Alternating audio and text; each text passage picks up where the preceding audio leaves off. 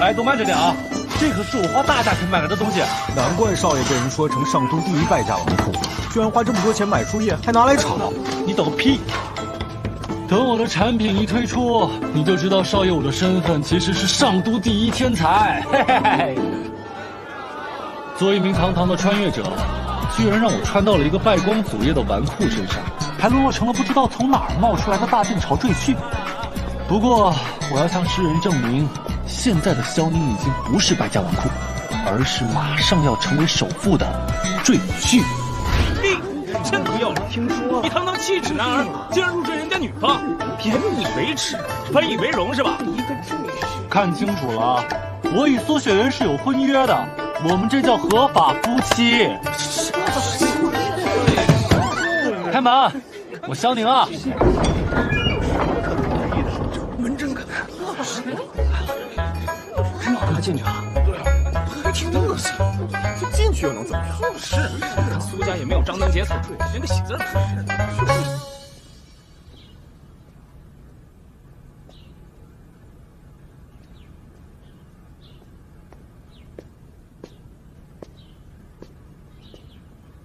原来大家在这儿欢迎我呀！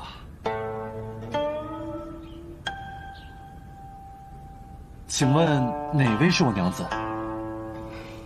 果然是个上不得台面的败家子，就你这穷酸样，还想入赘我苏家？切！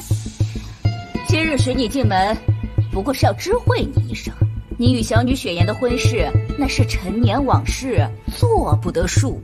啊，这就不认账了？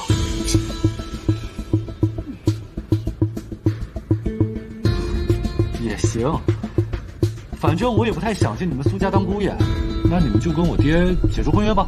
走了。站住！我苏家堂堂3大皇上之一，这婚约不能由我苏家解除。我要你在全上都人面前承认是你自己配不上我们家雪颜，所以主动求我们苏家解除婚约。当年的婚约可是你们苏家主动求着家父签的，现在后悔了啊？让我来背这个骂名，这就是你们苏家的行事作风吗？好一张伶牙俐齿的嘴啊！这1万两就当是还了你爹当初资助苏家的钱，从此你和雪颜再无瓜葛。你又是哪位啊？这可是户部侍郎家的韦公子，是真正与我家雪颜相配之人。娘，你还不觉得丢人吗？都怪你给我找这么一个粗鄙之人，让我成为整个上都的笑柄。雪颜，哎呀，你看看，还是个势利眼。雪颜之美，岂是你能亵渎的？我看我老婆，轮得到别人说3道4吗？你老婆？韦公子啊，此事啊，交于我。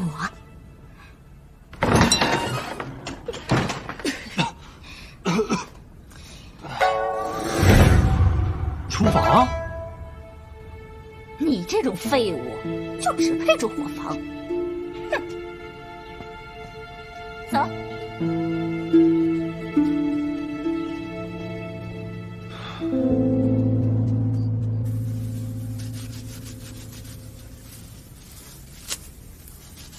宁儿，你爹我没用，只能靠你入赘皇商的身份，才能保证咱们父子俩不被萧家族长赶出萧氏。要不是为了我这老爹，我还能留在苏家受这罪。您再给我500两，3日之后弄茶阁就能正式营业了。老爷，您不能再惯着少爷了，萧家已经被他给败得所剩无几了。是前主败的，又不是我。这个拐杖头是金子做的，拿去。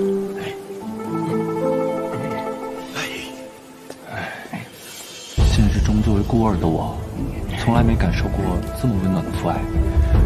既然我占了他儿子的身体，以后也绝不能再让他为我操心了。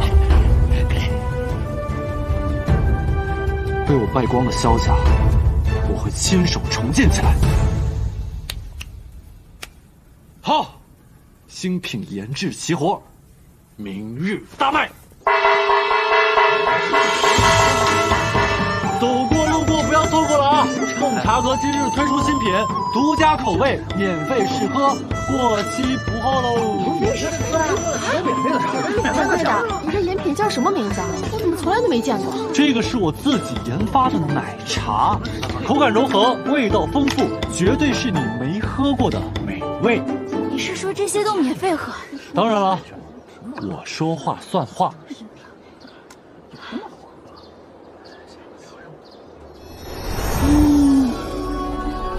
我感受到了春风的吹拂，我的舌头，我的每一寸皮肤都感受到了春日的清新。哎，都别想，都别想，今日只是试喝，正式开业之后，人人有饭。楼下是何店铺，为何围了这许多人？回殿下，对面的是笨，改不了口了是吧？是，小姐。哎，大家别忘了，明日弄茶阁正式营业啊！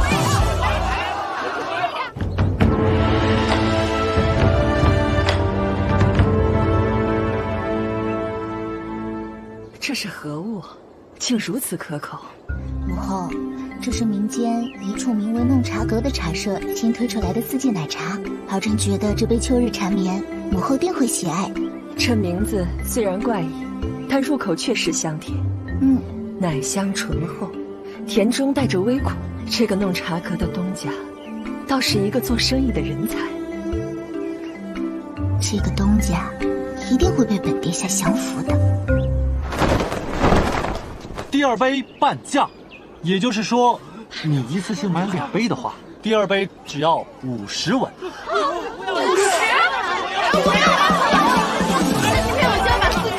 别抢，别抢，都有。来，都有啊！你瞧，别着急，都有。来，我给你。萧公子，我家小姐有请。你家小姐是哪位啊？公子一见便知，请。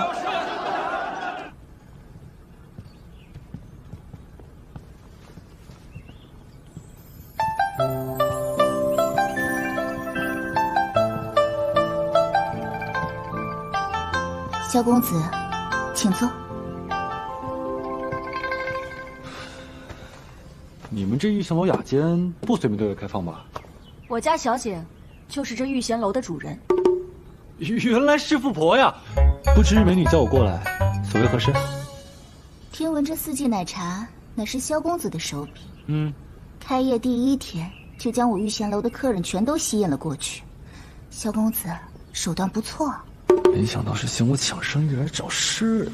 此言差矣，我弄茶阁堂堂正正的做生意，你管天管地，还能管得了大家喝什么吗？你竟然敢这么跟本小姐说话！我知道你们御贤楼家大业大，不过我还有100多种商业手段没用呢，小仙，我让你随时破产。走了。萧公子误会了。我不是来跟你竞争的，相反，我想买下你的弄茶阁。不卖。现在老爹500两都拿得那么困难，若是有这笔资金周转，弄茶阁可迅速扩张。如此贸然提出买下，确实不妥。若萧公子为难，我还有一策。我出这些钱，可助力弄茶阁日后发展。每年收取70%的利润，萧公子意下如何？此法倒是可行，不过70%太多了，最多30%。萧公子说笑吧，这些钱都够买上10个弄茶阁的了。你说的是现在，1个月之后的弄茶阁价值连城，就70%、3成、 6成、 6成也不好使，3成、6成，这些都是真金白银。我弄茶阁排队，门庭若市也不是假的呀。我御贤楼难道还能欺你不成？果然，殿下一谈起生意就不顾仪态。即便是6成，别扯，3成。没喝过你怎么知道？3成我就已经没什么利润了。拿水给我，我就不相信我治不了他了还是。哎呀，这谈生意能浪费什么时间？喝。5成。5成也不好使，3成，咬死吧。我再加一个条件，若是你以后生意遇到什么困难，提我江云的名号，全上都没人敢欺负你。你说，你上面有人？自然。2品以上，我就答应你了。保证2品以上。成交。萧公子，你我只是合作伙伴，切莫动手动脚的，小心砍了你的手。哎，这是生意人的礼仪。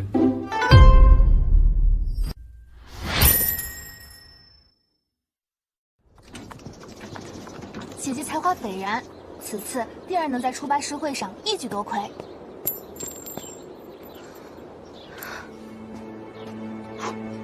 这就是那萧氏赘婿啊！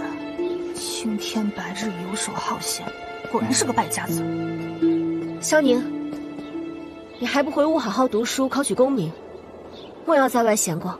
男儿有志在四方，欲求千险须名扬。想要成功，也不止考取功名这一条路，比如开个奶茶店什么的。你休将奶茶才子与你相提并论，若无悠悠情怀，断然做不出此等奶茶。你大色不识一个之人，根本不配饮此奶茶。此处乃是我与密友常聚之地，以后你若是回来，就请从侧门走吧。嘿，我可是正牌姑爷，为什么要走侧门啊？你自觉配得上雪颜这上都第一才女的身份吗？但凡有点自知之明，就该自觉滚出苏府。你怎么知道我不懂吟诗作对？你，那你们且等着。你，姐姐，你看他。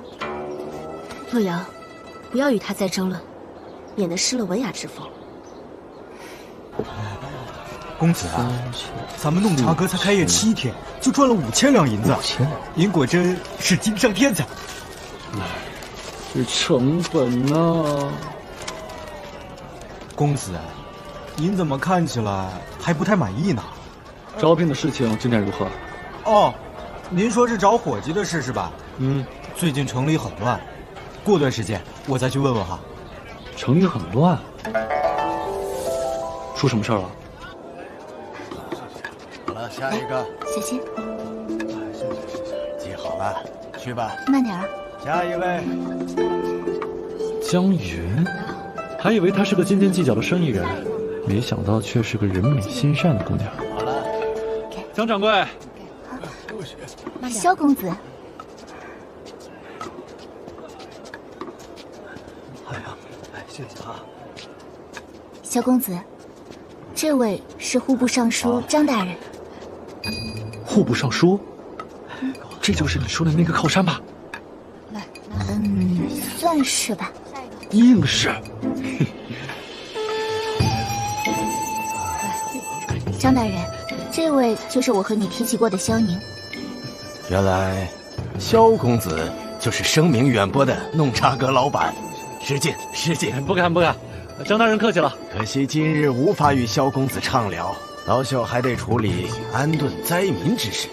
我弄茶阁愿意为灾民提供工作，只要张大人以户部的名义替我多多宣传，并且减免我3年赋税，如此，在名和利的双重诱惑下，那些世家必定紧跟而上。世家跟上了，那些小商小贩，到时候不就为了减免赋税，也会自然而然的招收灾民吗？感谢萧公子出此妙计，不知萧公子愿意承接多少灾民？那就由弄茶阁接收1半的灾民吧。萧公子，这批灾民可有数千之众，弄茶阁一个店铺，如何能收得下这么多人呢？你们跟我去个地方就知道了。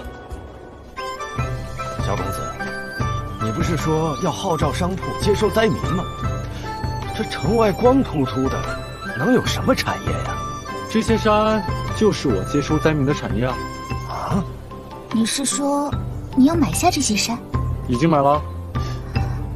萧公子，弄茶阁才刚刚有起色，理应循序渐进，徐徐图之，怎可如此冒进？这光秃秃的山有何用啊？这你就不懂了吧？这叫战略前瞻性。简单来说就是我带领灾民把这些山上全部都种满茶树，到时候就可以搏一搏但这边摩托了。种茶，此法甚好，不仅能解决灾民的温饱，还能让他们有工可做。授人以鱼，不如授人以渔。聪明。如果我能在这些山上全部种满茶树，弄茶阁的成本不仅可以降低70%，而且还有更大的生意可以做。你又有什么新点子了？到时候你就知道了。萧公子不仅精通生意之法，又可为国献策，还有高瞻远瞩之长远计划，实在是令老朽佩服啊！张大人过誉了。